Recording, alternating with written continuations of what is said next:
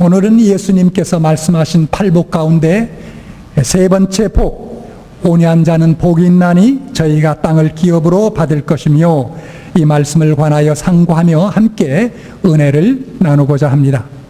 앞서 두 복처럼 이 두 복도 듣는 예수 그리스도의 제자들에게 매우 충격적이며 그리고 당혹스러운 그런 말씀이었을 것입니다. 사실 세상은 온유한 자는 복이 있나니 이런 말씀은 완전히 웃기는 말로 치부합니다. 아마도 강포한 자는 복이 있나니 땅을 정복할 것이요 라고 말했다면 무수한 사람들, 많은 사람들이 쌍수를 들며 동의했을 것입니다. 세상에서는 자신을 앞세우고 능력을 나타내 보이면 더 성공하고 더 많은 것을 얻을 수 있을 것이라고 이야기합니다. 그러나 주님은 말씀합니다.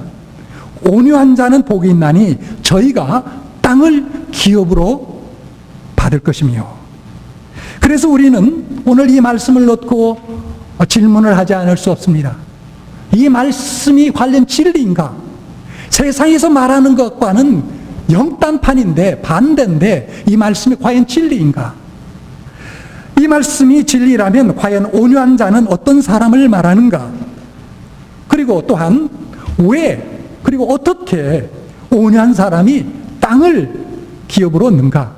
여기서 말한 땅이란 과연 무엇을 말하는가? 이런 여러 가지 질문을 우리가 갖게 됩니다. 우선 먼저 세 번째 복이 앞에 소개된 두 개의 복과 어떤 관계에 있는 것을 우리가 볼 수 있어야 되겠습니다. 분명히 앞에 나온 두 개의 복으로부터 나온 것인 것을 우리가 어렴풋이 깨닫게 됩니다. 확실한 그런 논리적 연결이 있습니다. 3절부터 보시면 첫 복이죠. 심령이 가난한 자는 복이 있나니 천국이 저희 것이며 라고 말씀하지 않았습니까? 그래서 먼저 심령이 가난해야 됩니다. 심령이 가난할 때 내 안에 깨닫는 것이 있습니다. 그게 뭐냐면 죄입니다. 그래서 두 번째 복을 받는 그런 단계로 넘어갑니다. 내 죄에 대해서 애통하게 됩니다. 내 죄에 대해서 슬퍼하게 됩니다.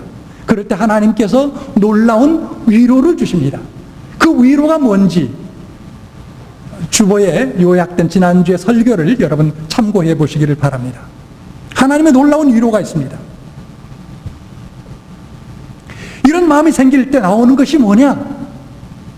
그게 온유함이라는 것입니다. 그렇다면 온유함이란 과연 무엇일까요? 예수님의 말씀하신 온유함이란 선천적으로 타고난 부드러운 어떤 성품을 말하는 것은 아닙니다. 더더군다나 줏대 없음에서 오는 연약함을 말하는 것도 아닙니다. 선천적으로 마음이 조금 부드럽다면 어느 정도는 도움이 될는지 모르지만, 그러나 주님께서 이 말씀을 하셨을 때 그런 어떤 타고난 성품을 말하는 것은 결코 아니었습니다. 온유함이란 성령님을 마음에 모시고 주님을 나의 구주로 고백하는 모든 사람들에게 기대될 수 있는 후천적인 성품입니다. 다시 말씀드리면 성령께서 우리 마음에 계셔서 우리의 심령을 가난하게 해주십니다. 그리고 우리의 심령을 애통하게 하십니다. 그리고 더 나아가서 성령께서 형성시켜주는 한 가지 성품이 있는데 그 성품이 뭐냐? 그게 온유함이라는 거예요. 그래서 갈라디아서 5장 22절 23절에 보면 성령의 9가지 열매를 말씀하는 가운데 여기에 온유함이 들어있습니다. 같이 한번 읽어볼까요? 시작. 오직 성령의 열매는 사랑과 희락과 화평과 오래 참음과 자비와 양성과 충성과 온유와 절제니. 9가지 가운데 8번째 온유. 그렇습니다. 성령께서 믿는 여러분과 제 마음속 가운데 형성케 해주시는 그러한 마음이 바로 온유함이라는 거예요. 예수님의 영이신 성령을 우리 마음에 모시면 예수님의 성품을 온유하게 하신 것처럼 그 성령께서 우리의 기질을 온유한 사람으로 바꾸어 주십니다. 자, 그렇다면 성령께서 믿는 사람에게 주시는 온유함은 구체적으로 어떤 것을 의미하느냐? 뭘 과연 의미하느냐? 온유함이란 뭘 뜻하느냐? 그것은 통제하에 있는 힘을 의미합니다. 영어로 말한다면 power under control, 통제하에 있는 힘을 의미합니다. 하나님은 우리 모두에게 삶에 필요한 힘을 주셨습니다. 그렇죠? 예를 들어서 신체적인 힘, 그 다음에 정신적인 힘. 여러분, 신체가 힘이 없고 정신이 힘이 없다면 여러분 여기에 지금 있을 수가 있겠습니까? 하나님께서 우리에게 신체적인 힘, 정신적인 힘 주셨습니다. 그것뿐만 아니라 감정적인 힘도 주셨습니다. 감정적인 힘. 더 나아가서 여러분과 저에게, 믿는 우리에게 영적인 힘을 주셨습니다. 그러나 이 힘들이 통제에 있느냐 아니냐에 따라 복이 되기도 하고 복이 되지 못하기도 합니다. 해가 되기도 합니다.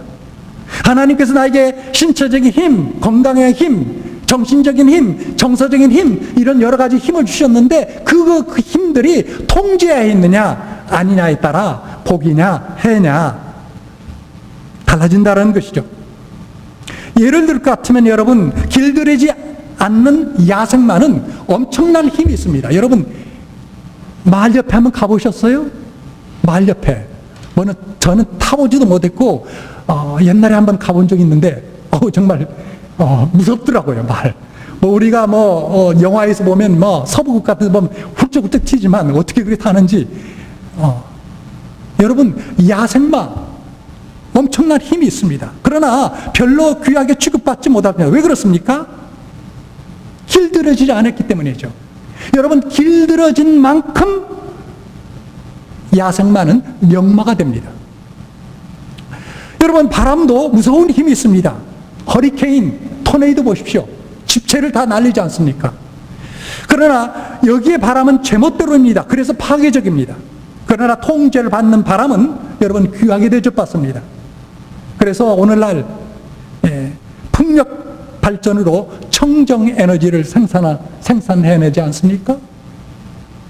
따라서 주님의 말씀대로 우리는 복된 인생이 되려고 하는데 그렇다면 온유함을 가져야 됩니다. 자, 지금까지 온유함에 대해서 몇 가지로 말씀드렸습니다. 온유함이란 뚝딱 떨어지는 것이 아니고 팔복의 논리적 연결 가운데 있다. 심령이 가난해야 되고 나의 죄에 대해서 애통해야 되고 그런 가운데 하나님께서 주시는 것이 온유함이다. 그 다음에 온유함이란 더 나가서 선천적인 어떤 그런 성격이 아니라 성령께서 우리 가운데, 믿는 사람 마음 가운데 형성케 해주시는 그러한 마음이다. 그리고 온유함이란 통제받는 힘이다 라고 말씀드렸습니다. 자, 이것을 전체적으로 묶어서 정의를 내린다면 아마 이렇게 이야기할 것입니다. 자, 봅시다. 이 온유함이란, 우리 같이 한번 읽어보겠습니다. 시작. 죄로 말미암아 거칠 대로 거칠어진 짐승 같은 인간의 마음을 성령의 능동으로 길들여서 주의 뜻대로 조절 가능한 마음. 얼마나 그럴듯하죠? 죄로 말미암아 거칠 대로 거칠어진 짐승 같은 인간의 마음을 성령의 능력으로 길들여서 주의 뜻대로 조절 가능한 마음. 이것이 온유함이라는 거예요. 이것이 온유함입니다. 이것이 있어야 되는 거예요. 이것이. 여러분, 주님의 말씀대로 복받은 인생이 되려면 온유함은 우리의 성품과 인격의 필수 요소입니다. 이것 없이는 결코 행복이 불가능합니다. 어디에서나 이것 없이는 어디에서도 우리가 유용한 인물로 쓰임받기가 힘들어집니다. 저는 제가 지금까지 목회해오면서 정말 조금만 더 온유하면 전혀 다른 인생을 살 수 있을 텐데 라고 생각되어지는 그러한 적지 않은 주위의 분들을 보았습니다. 아마 하나님께서 저를 보실 때 그런 마음이 있으리라고 생각됩니다. 서목사, 조금만 온유하면 그러면 뭔가 확실히 달라질 거야. 저도 저 자신을 볼 때도 그런 생각과 그런 마음이 듭니다. 여러분 그렇잖아요? 따라서 우리를 복되게 하는 이 귀한 성령의 열매, 이 성령의 열매, 온유의 성품을 여러분 사모할 수 있기를 바랍니다. 이 성품을 정말 욕심낼 수 있기를 바랍니다.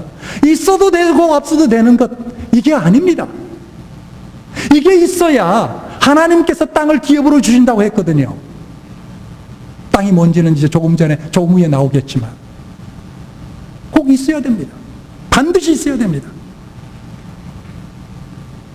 자, 그렇다면 이런 정의를 갖고서 우리가 생각하게 해봐야 될 것은 이 온유한지 안한지를 어떻게 하느냐, 이 온유함이란 어떻게 나타나느냐, 몇 가지가 있습니다. 중요한 4가지가 있습니다. 첫째 하나는 정말 견디기 힘든 사람, 정말 견디기 힘든 상황을 어떤 마음의 태도로 대하느냐에 따라서 내가 온유하느냐 온유하지 않느냐가 거기서 드러납니다. 여러분 주위에 정말 까다로운 사람, 견디기 힘든 사람, 혹은 어떤 상황, 문제들, 이런 것들을 앞에서 내가 어떻게 대하느냐에 따라 온유함이 나타난다라는 거예요. 여러분 정말 견디기 힘든 사람과 정말 견디기 힘든 어떤 상황 앞에서 여러분 불평하거나 비난합니까?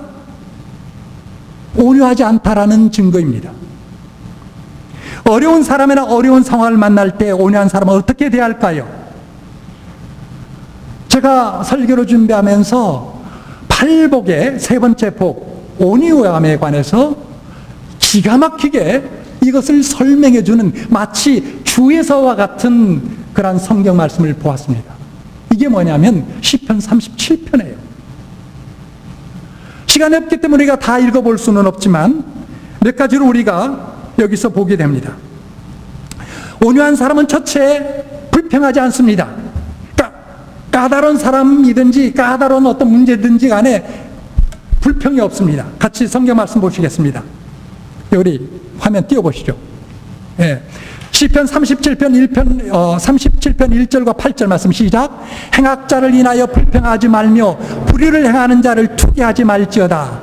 불을 그치고 노를 버리라. 불평하여 말라. 행악에 치우칠 뿐이니라. 행악자, 여러분에게 잘못을 엄청 저지른 사람, 여러분이 절대로 용서할 수 없는 사람, 그런 사람을 관해서 불평하지 말라라는 거예요. 이게 온유함입니다. 그 다음에 2번째, 하나님을 신뢰한다고 이야기합니다. 시편 37편 3절 말씀 시작. 여호와를 의뢰하여 선을 행하라. 하나님을 절대적으로 신뢰합니다. 어떤 어려운 사람 앞에서도, 어떤 문제 앞에서도. 그 다음에 3번째로, 그런 어떤 사람 혹은 어떤 그런 문제 앞에서 어떻게 합니까? 조용히 참고 기다린다고 합니다. 7절 시작. 여호와 앞에 잠잠하고 참아 기다리라. 호들갑 떨지 않고 조용히 하나님을 신뢰하면서 기다린다라는 거예요. 조용히. 그 다음에 4번째로 분내지 않고 노를 삼가합니다. 8절 시작. 분을 그치고 노를 버리라. 여러분 온유한 사람은 까다로운 사람이나 까다로운 환경, 어려운 환경을 만날 때 이런 것들을 주목하지 않고 하나님만을 주목합니다. 왜 그렇습니까? 모든 것이 다 하나님의 절대 주권하에 있음을 확신하기 때문입니다. 우리가 성경에서 정말 용서하기 힘든 사람, 어려운 문제를 만났을 때 시편 37편에서 불평하지 아니하고 하나님을 신뢰하고 조용히 분내지 않고 나갔던, 그래서 하나님으로부터 복받은 2명의, 많이 있지만 2명의 예를 든다면 아마도 한 사람은 요셉이요, 그리고 한 사람은 욥일 것입니다. 여러분, 요셉이 형들에게 팔려가서 요셉 애굽에 가서 고생하며 말할 수 없는 억울한 환경 가운데 있었지만 성경 어디를 봐도 불평하지 않았습니다. 자기를 팔아먹은 형제들에게 원망하지 않았습니다. 그리고 자기를 모함해서 옥에 가둔 보디발의 아내를 향하여 반항하지 않았습니다. 순종하고 자기 일을 하나님 바라보며 조용하게 감당해 나갔습니다. 그러자 그를 어떻게 했습니까? 하나님께서 들어서 애굽의 국무총리가 되게 하신 것입니다. 욥이란 사람 여러분 아시죠? 욥이란 사람, 그는 당대 의인이었습니다. 하나님만 아는 사람이었습니다. 그럼에도 불구하고 사탄 마귀가 충동질해서 어떻게 됩니까? 하나님께서 그래 그렇다면 한번 욥을 시험해봐라 내어줬죠. 욥은 한순간에 다 잃었습니다.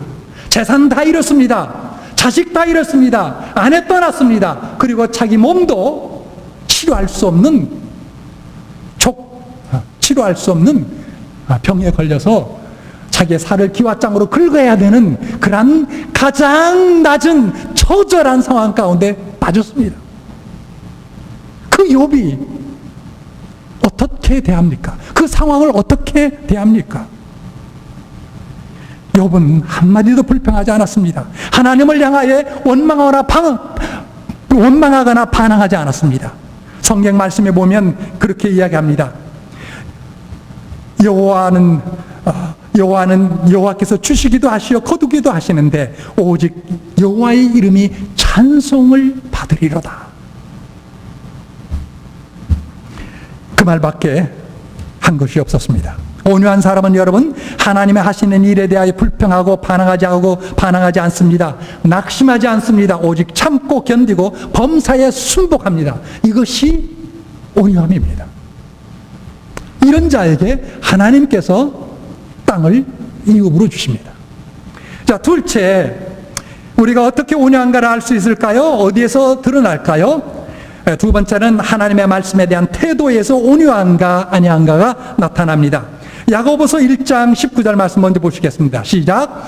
내 사랑하는 형제들아 너희가 알거니와 사람마다 듣기는 속히 하고 말하기는 더디하며 성내기도 더디하라.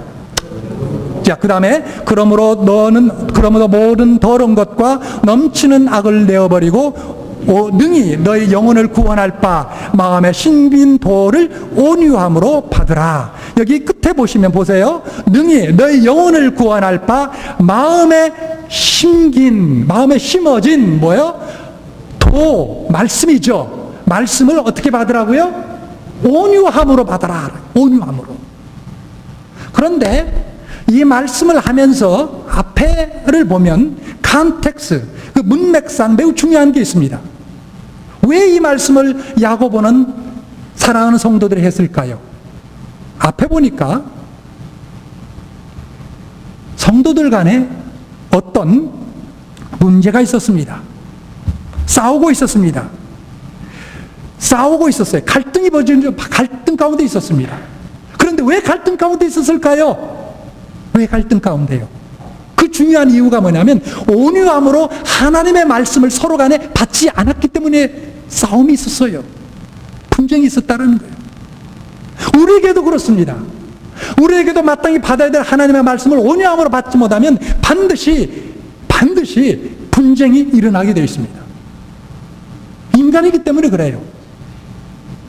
그래서 온유함으로 받으라고 합니다. 너의 마음에 심긴 도를 온유함으로 받아라 라고 말씀하고 있는 거예요.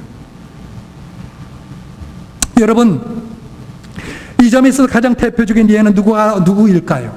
지난 시간에도 잠시 언급드렸지만 다른 면에서 제가 봤지만 또한 오늘 이 말씀도 동일하게 사울왕과 다윗입니다.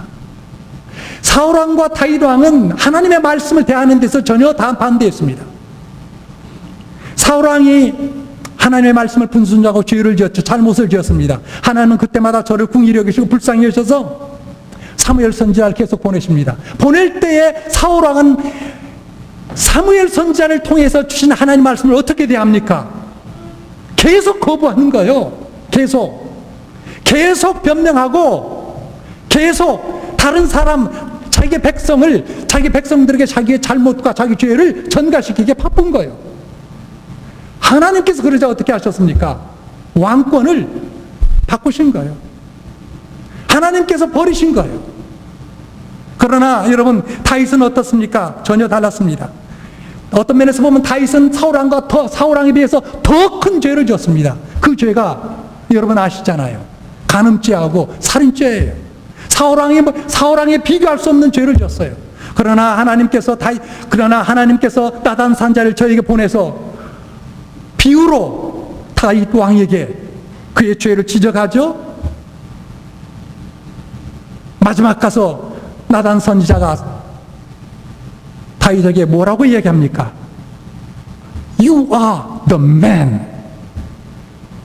You are the man. 당신이 그 사람이다 라고 했을 때 다윗이 어떻게 합니까? 다윗은 왕으로서 나단 선지자를 처치할 수도 있고요, 자기 죄를 변명하거나 은폐할 수도 있었을 것입니다. 그러나 그 즉시 다윗은 무릎을 꿇고 하나님 앞에 자복합니다. 내가 여호와께 죄를 범하였노라. 내가 여호와께 죄를 범하였노라. 여러분, 이것이 온유함입니다. 우리가 잘못할 수 있어요. 죄 지을 수 있어요. 그러나 하나님의 말씀이 내 마음 가운데 들어갈 때, 오 하나님, 내가 잘못했나이다, 주의 말씀대로 옳습니다 라고 받는 것이 온유함이에요. 하나님께서 이런 사람에게 땅을 기업으로 주시는 것입니다. 믿습니까? 네. 또 하나, 내가 온유한가 어디에서 드러납니까? 죄를 범한 형제에게 내가 어떤 마음의 태도를 갖느냐에 거기에서 드러납니다. 어떤 형제가 지은 잘못이나 문제를 내가 은근히 좋아하고 은근히 그것을 다른 사람한테 전달한다면 온유한 것이 아닙니다. 온유한 마음이 결코 아닙니다. 갈라디아서 6장 1절 말씀 보시겠습니다. 시작. 형제들아, 사람이 만일 무슨 범죄한 일이 드러나거든 신령한 너희는 온유한 심령으로 그런 자를 바로잡고 내 자신을 돌아봐 너도 시험을 받을까 두려워하라. 여러분 주위에 믿는 형제 혹은 어떤 자매가 죄에 빠지면 우리가 믿음을 가진 사람이라면 어떻게 해야 될까요? 동네방네 다니면서 전화통 붙잡고 이 사람 저 사람 알려야 될까요? 아닙니다. 온유함으로 그를 바로잡아야 된다고 이야기합니다. 여기 말씀에서 바로잡다라는 말은 원래 의학적 용어입니다. 부러진 뼈를 맞추다라는 그러한 뜻의 말씀입니다. 따라서 여러분, 죄에 빠진 형제를 다른 사람에게 은근슬쩍 혹은 동네방네 나팔 불고 다니는 것이 아니라, 그렇게 하면 상처밖에 더 줄 게 없죠.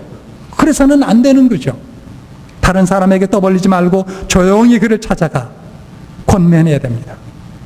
물론 그러기 전에 기도해야 되겠죠. 기도하고 난 다음 조용히 찾아가서 권면하는 것입니다. 이것이 온유함입니다. 마지막, 온유한 사람은 어떤 마음의 태도를 갖느냐, 하나 더 생각해 보겠습니다. 에베소서 4장 1절과 3절의 말씀 같이 읽어봅시다. 시작. 그러므로 주 안에서 갇힌 내가 너희를 권하노니 너희가 부르심을 입은 부름에 합당하게 행하여 모든 겸손과 온유로 하고 오래 참음으로 사랑 가운데 서로 용납하고 평안에 내는 줄로 성령의 하나 되게 하신 것을 힘써 지키라. 이 말씀에 보면 온유라는 단어가 있습니다. 가운데쯤 보면 모든 겸손과 온유로 하고 라고 되어 있어요. 여러분, 온유한 마음은 교회 공동체 속에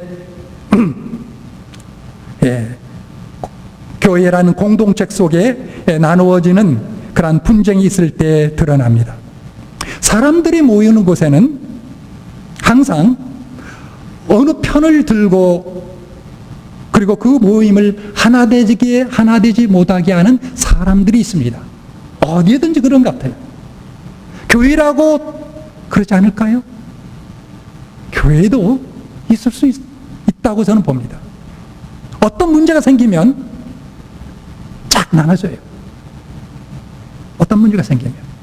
그래서 여러분 흔히 그렇잖아요. 보면 목사를 따르는 어떤 한 그룹이 생기고 또 장로를 따르는 장로계 같은 경우는 장로를 따르는 그룹이 생기고 나눠지잖아요. 편을 드는 그런 경향성이 있어요. 왜 편을 듭니까? 이유가 뭐예요? 온유하지 않기 때문에 그렇다는 말씀이에요. 온유한 사람은 오늘 이 말씀을 통해서 보면은 평안에 매는 줄로 성령께서 이어주시는 그 연합을 어떻게 유지할까에 대해 모든 관심이 집중되어 있습니다. 교회에 어떤 일이 있을 때 온유한 사람은 결코 편들지 않습니다. 목사 편도 아니요, 장로 편도 아니요, 오직 누구 편이에요? 성령의 편이에요. 하나님 편이에요. 이것이 바른 사람이에요. 이것이 성령의 사람입니다. 온유한 사람의 특징입니다. 여러분, 제가 잘못해서 문제가 생길 수 있을 거예요. 그러나 내 편들지 마세요. 다른 예를 들어서 후에 장로님이 문제가 생겼다 하더라도 내가 옳다